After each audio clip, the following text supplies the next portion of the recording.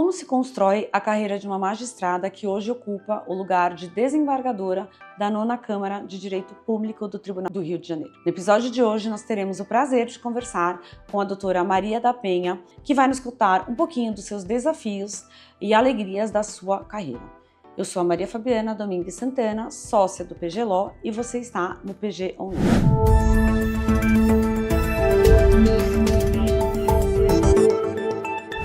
Olá, desembargadora, é um prazer falar com a senhora aqui. É uma honra, né, tê-la aqui no nosso podcast, para a gente falar um pouquinho mais da sua carreira. Doutora Maria Fabiana, boa tarde. A honra é minha, pode ter certeza, me senti muito lisonjeada de ter sido convidada para participar do programa, que eu já admiro e acompanho há bastante tempo. E, enfim, para mim é uma deferência, uma honra realmente. Para começar, conta um pouquinho para a gente quem é a Maria da Penha, né? Quem é essa pessoa no pessoal também? No pessoal, eu sou uma mulher divorciada, mãe de 2 filhos, uma de 20 e um de 12, acabou de completar 12. Tiago é um filho adotado e preto. Então, eu sou eu costumo dizer que eu sou um doutorado de antropologia, né? Porque, enfim, tem assim, muitas lutas, mas assim, no pessoal, uma família maravilhosa, uma família bastante grande, de pai, mãe, muitos irmãos, muitos sobrinhos, enfim. Que bom. Sou integrante da comunidade LGBTQIA+, e então faço disso também, né, procuro fazer disso uma luta, né, para poder conferir a visibilidade que todas as pessoas merecem. E, enfim, acho que no plano pessoal é basicamente isso, né? Eu gosto muito de... Mora no Rio de Janeiro, né? Então... No Rio de Janeiro, sim. Sou uma bela pescadora de vinho e também desses chopps da praia e de tudo mais que a gente pode desfrutar da vida. Eu gosto de viajar e de estar entre amigos, gosto de momentos muito descontraídos. Costumo dizer que troco com muita facilidade um restaurante estrelado Michelin por um boteco pé sujo, né? Ótimo, bom saber. Como que foi, né, o que despertou, então, o seu interesse, agora já vamos aqui um pouco mais para a sua carreira, o seu interesse pelo direito, e aí depois pela magistratura, ou realmente o direito já foi, né, a senhora buscou já o direito porque queria a magistratura? Como que foi isso lá no comecinho? Bom, no comecinho, na realidade, eu sou filha de um juiz, né, de um magistrado de carreira. Meu pai pegou o cargo de primeiro vice-presidente do Tribunal de Justiça do Rio de Janeiro.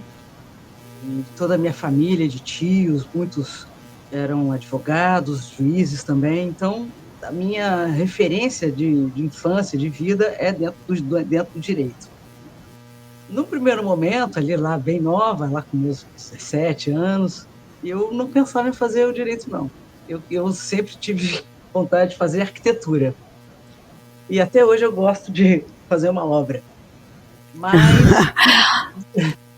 assim, não tive nenhuma escolha naquele momento. Meu pai não abria mão, era o sonho dele ver os filhos formados. Nós somos 5, né?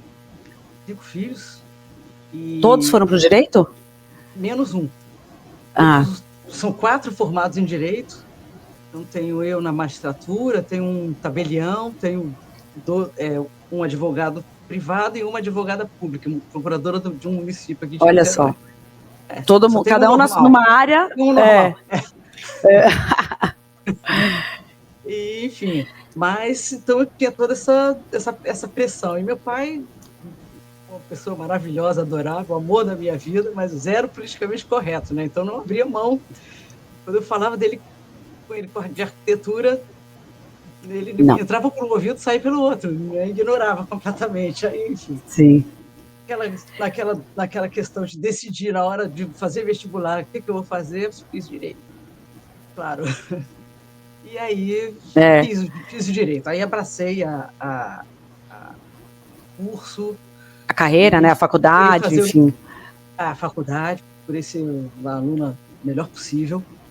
E até porque eu tinha também a responsabilidade de... Meu pai era diretor da faculdade que eu cursei, e ele só dava aula à noite, mas como eu estudava de manhã, ele voltou a dar aula de manhã para poder me dar aula em direitos Olha reais. só que interessante. E aí, então eu tinha uma responsabilidade gigantesca. Muitas pessoas sabiam que eu era filha dele, enfim, isso Sim.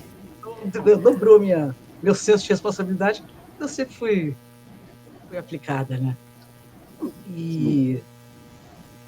Mas eu quis advogar, então pronto, não quero fazer concurso. Por quê? Porque eu via meu pai, saía de manhã para dar aula, emendava ao tribunal, de noite dava aula e chegava muito tarde em casa. Então, às vezes, ele saía, eu não ouvia, quando era criança, e ele chegava, eu já estava dormindo. A gente se encontrava nos finais de semana, e a vida do juiz ela é muito complexa, ela é muito atribulada.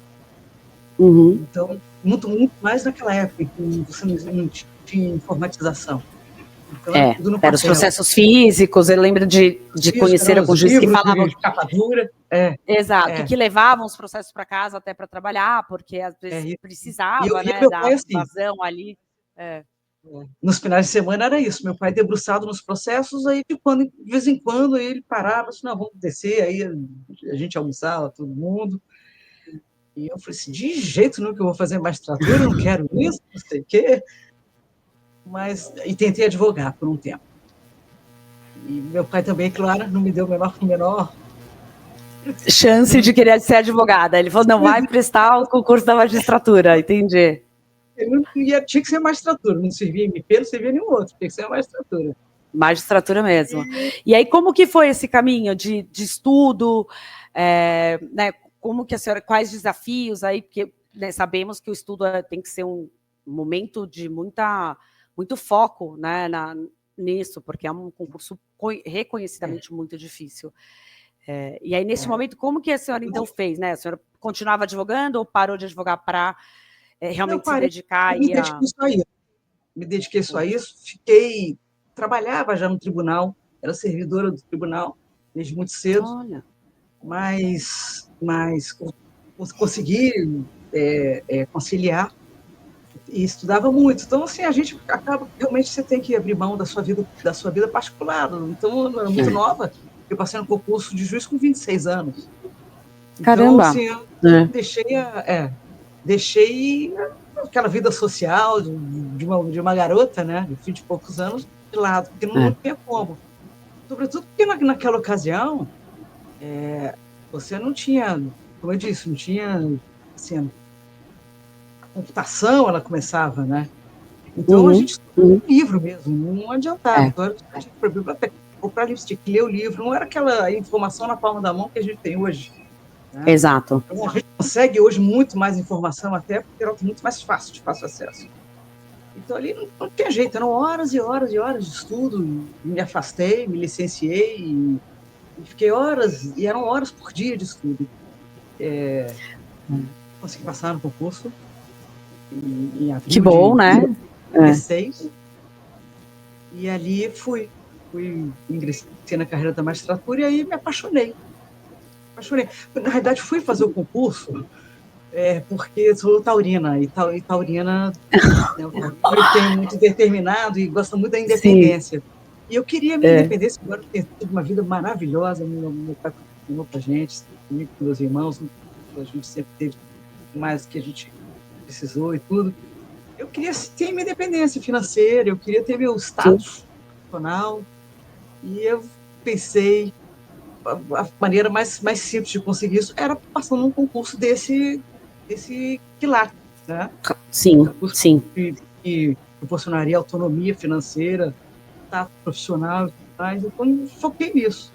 E deu certo. E realmente me apaixonei. Eu me considero uma juíza muito dedicada, sempre fui, desde sempre. Sim. Do que eu achei que deveria, procurei fazer o meu melhor.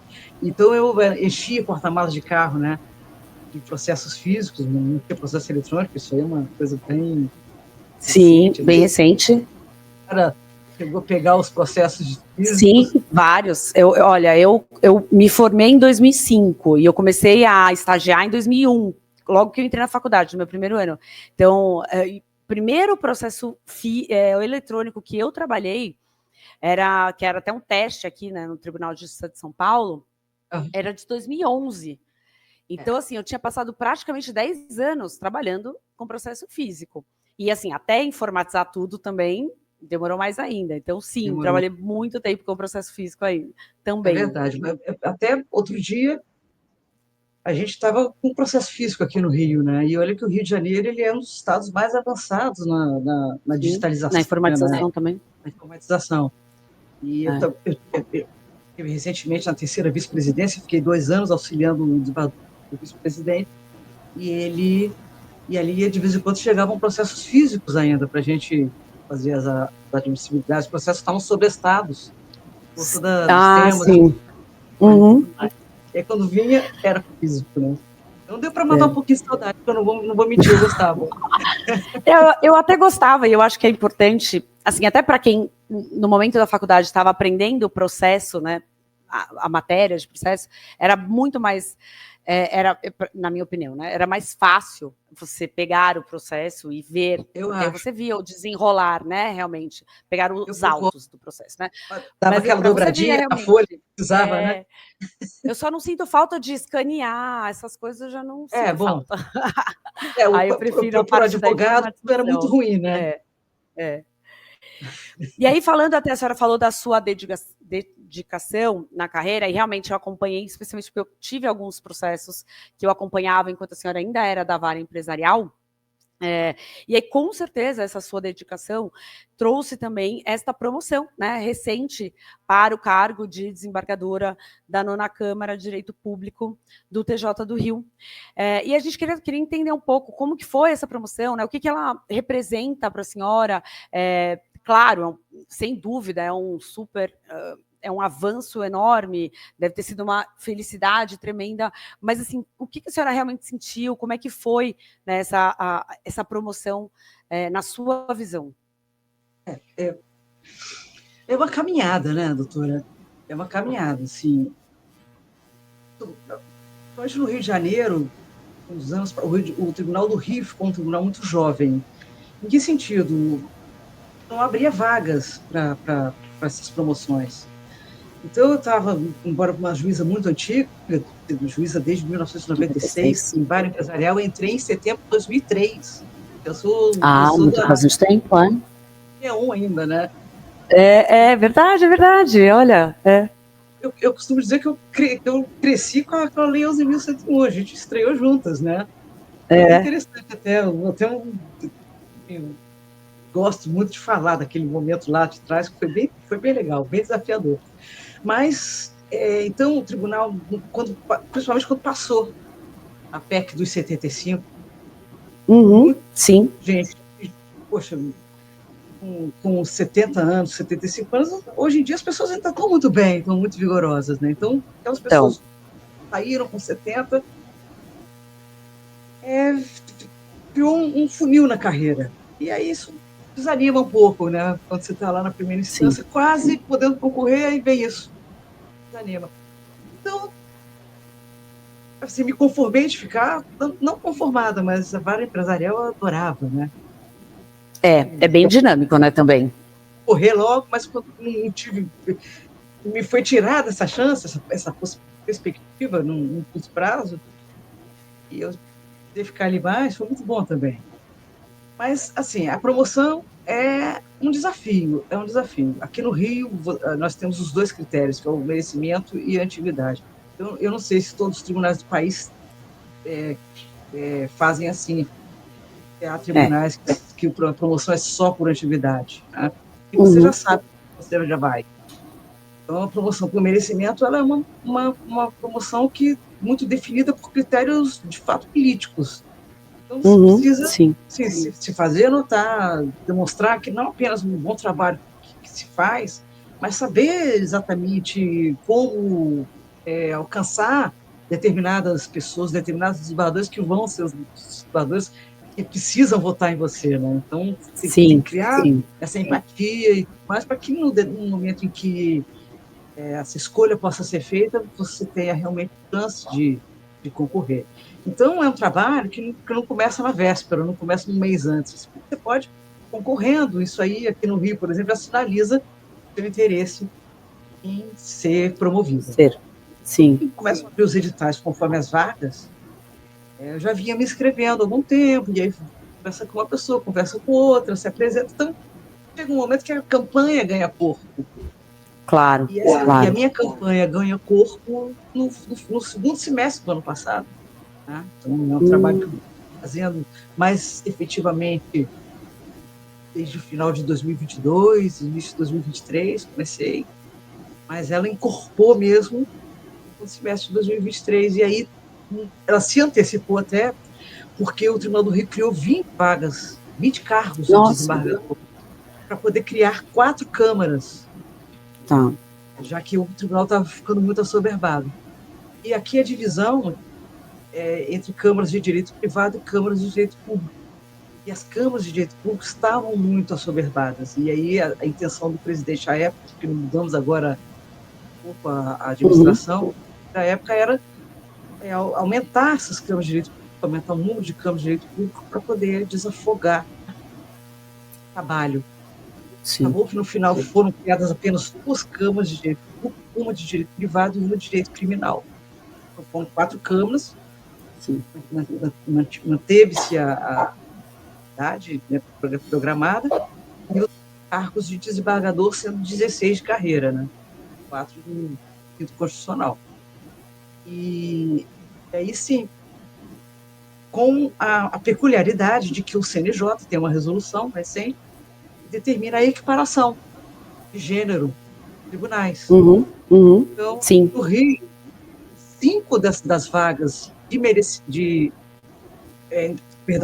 foram 16 vagas de merecimento aberto, das quais 8 eram dirigidas à antiguidade e 8 direcionadas às vagas de merecimento. Eu, na antiguidade, não levaria ainda, embora fosse uma juíza muito antiga já na carreira, eu estava em 21º lugar na minha entrância. Mas ainda leva, né? Eu entraria talvez talvez no início do ano que vem, 2021. E por força dessa necessidade de equiparar o gênero, 5 das vagas de merecimento, ou seja, das 8, 5 foram separadas para mulheres.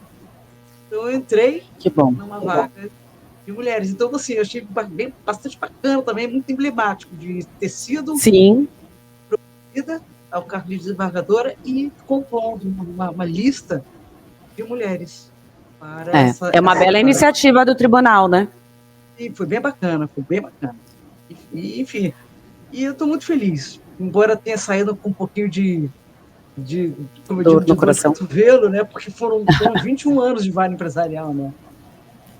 E eu, assim, era um universo que eu dominava e era apaixonado. Sai com um pouquinho de... Então são novos desafios. Como? E novos desafios. Novos desafios. E eu estou muito satisfeito, estou feliz demais. Que bom. Embora esteja numa Câmara de Direito Público, que era uma matéria que eu não via, né, há muito tempo. Vi bastante na terceira vice-presidência, nas admissibilidades dos recursos, né, especial e extraordinário. Mas agora estou julgando isso. E é bacana, é bom que a gente refresca, né? Exato. Então, é bom, às vezes, a gente sair daquele nossa zona de conforto, né? Embora a gente continue estudando aquela matéria, que eu tenho certeza que a senhora também continuava. Eu sou até eu vou até... Agora, a próxima pergunta até era sobre essa questão mais acadêmica. É diferente, né? A gente estudar uma matéria que a gente já está há 20 e poucos anos trabalhando e ter esse desafio de ir rever uma matéria que há muito tempo a gente não vê. Né? Então, acho que isso por si só é um desafio, mas é bacana, porque acaba fazendo a gente também dar um up, uma reavivada nas pessoas no geral. É exatamente isso. Eu ainda tive a sorte, por assim dizer, de ter passado, o que eu digo, estagiei um pouco na terceira vice-presidência, porque ali eram 7 juízas auxiliares. E todas as matérias divididas entre todas as juízas, então ninguém ficava com nenhuma especialização. Então, por conta disso, eu passei também, e muito, por matéria de direito público. Eu apanhei um pouquinho no início, apanhei bastante. Foi o estágio quase, né? Foi o estágio. Então, assim, acabou o susto, chego aqui sem estar assustada, ainda me familiarizando, né? Mas já com uma data de saída também, né? Porque eu saio a partir de março, eu vou para uma Câmara de Direito Privado. Eu volto. Olha só!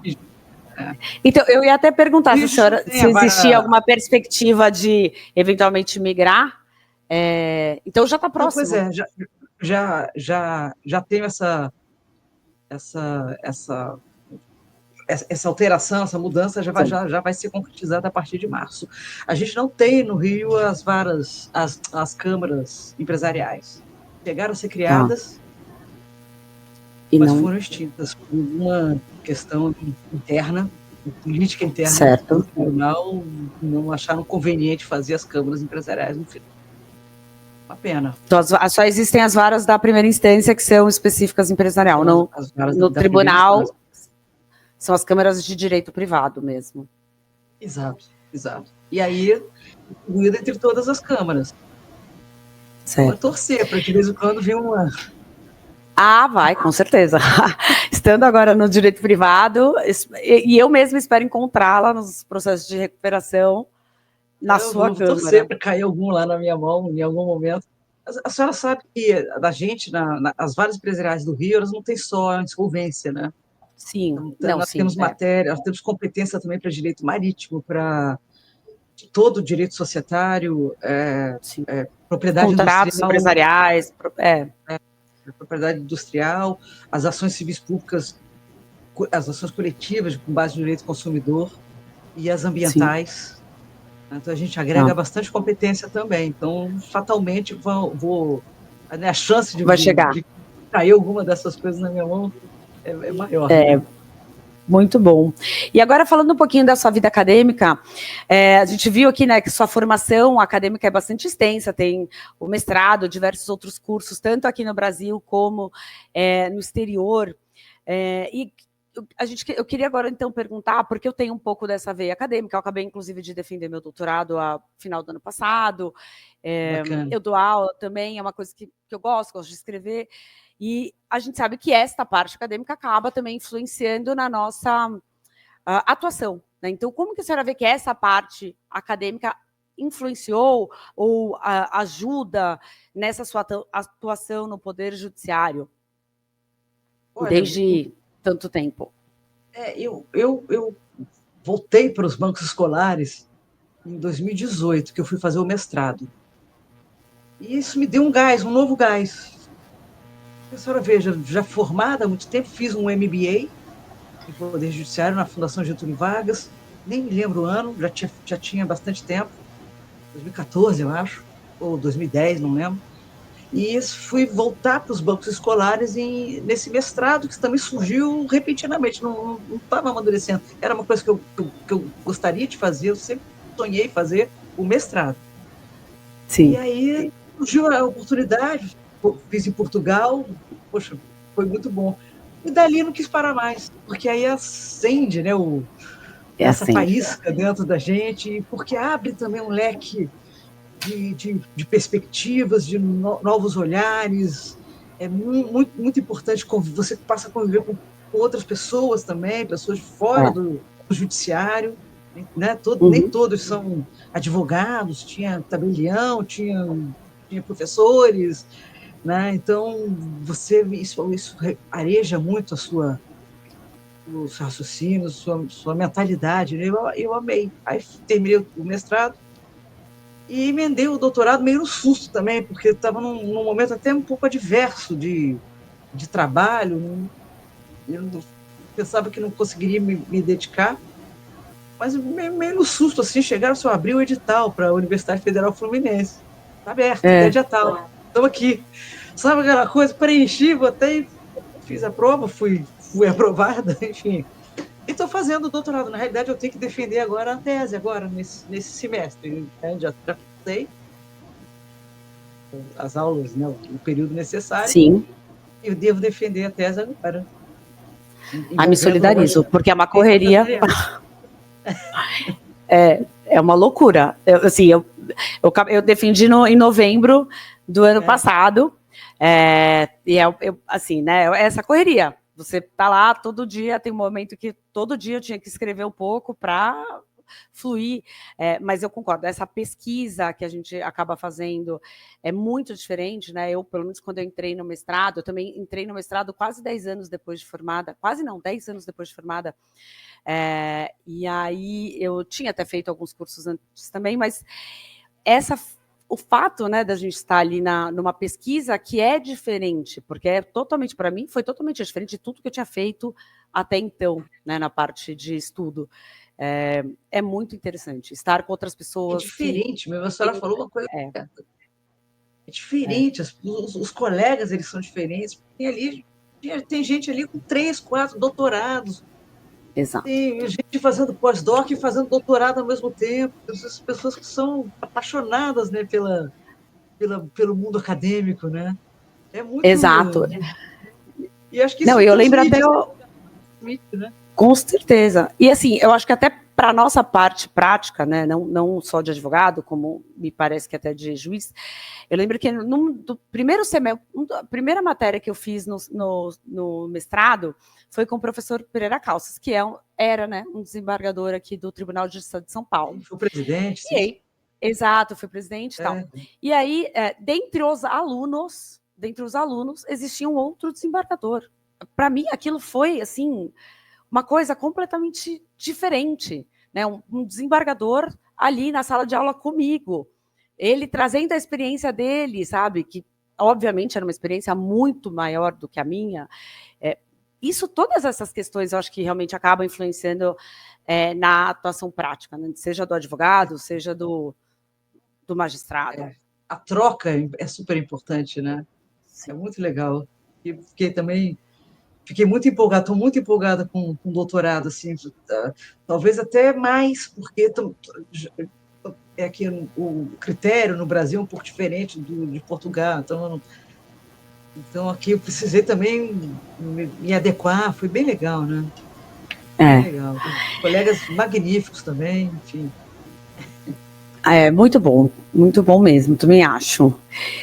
E dentre, né, qual que a senhora acha que, dentre aqui a sua carreira, uma carreira já bastante extensa na magistratura, isso sem nem contar a parte anterior, né? Qual que a senhora acha que foi o maior aprendizado nessa sua carreira? E o que a senhora daria de conselho ou orientação para quem estiver aqui pensando em seguir a carreira da magistratura de forma geral? Doutora, olha, 2 coisas. A primeira é: você, juíza, não é o centro do universo. Não é. Juiz não é o centro do universo. Não que eu tenha me achado, mas às vezes a gente acha que é também intangível e muito, né, que o poder pode te blindar de maldades, de coisa. Não. Você é humana e se precisar ser atingida, vai ser atingida como humana mesmo. Faça o seu melhor sem esperar que reconheçam. Porque muito poucas pessoas vão reconhecer. E o terceiro e maior aprendizado que eu tive, e é o que eu transmito, não há mal que dure para sempre. Mal não vence o bem. Mal não vence o bem. Pode demorar. Às vezes você vai passar por privações, por fogo, pelo fogo mesmo. Mas vai passar. O bem sempre prevalece. Então, assim, em determinados momentos da carreira, a gente se depara com dificuldades que não achava que não merecia ou que não previu.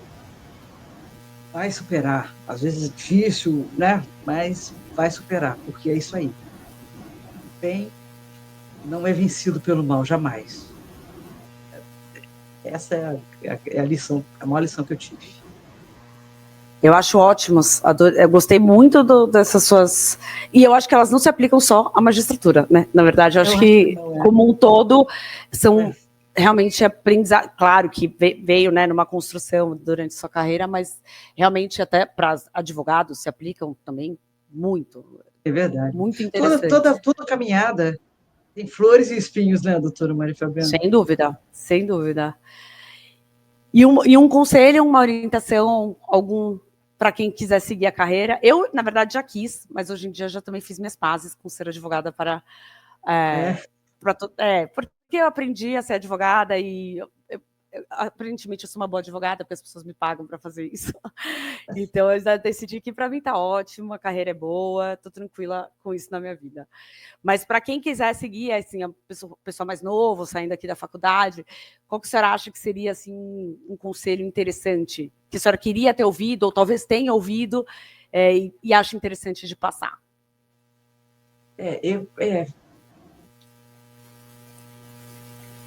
O que eu quisesse ter ouvido, talvez tenha sido esse. Ter cuidado, ter cautela, porque pode ser que em algum determinado momento, por uma razão ou outra, queiram te empurrar, né? Derrubar. Mas para quem está começando, vai fundo, se é o que quer. Porque tem muita gente que está fazendo concurso para tudo. Mas eu encontro muitos advogados, meus estagiários aqui, às vezes residentes, são pessoas que estão estudando, ou os estagiários estão vislumbrando fazer o concurso quando se formarem, e os residentes também estão fazendo concursos, um concurso geral. Mas às vezes tem uns que têm aquele idealismo. Eu quero ir para a Defensoria Pública, porque na Defensoria Pública eu vou conseguir fazer o bem. Não, eu quero ir para o Ministério Público, eu vou conseguir fazer a justiça e não sei o quê, e correr atrás das injustiças, etc. e tal. Tudo muito válido, são duas carreiras realmente excepcionais e que se consegue fazer isso sim. Mas a magistratura, talvez entre essas seja que mais que você realmente vai conseguir fazer, porque você tem o poder da caneta. Exato, então, concordo. A Defensoria Pública, né, vai correr atrás e vai apresentar para um magistrado aquela questão.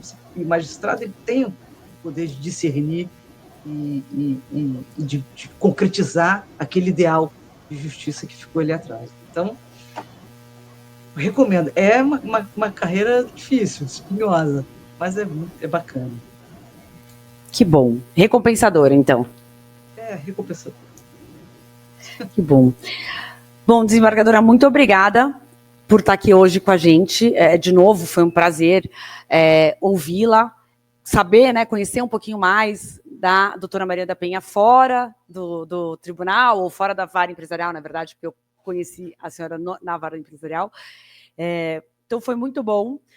E queria, de novo, agradecer por a senhora ter aceitado o nosso convite aqui do PG On Air.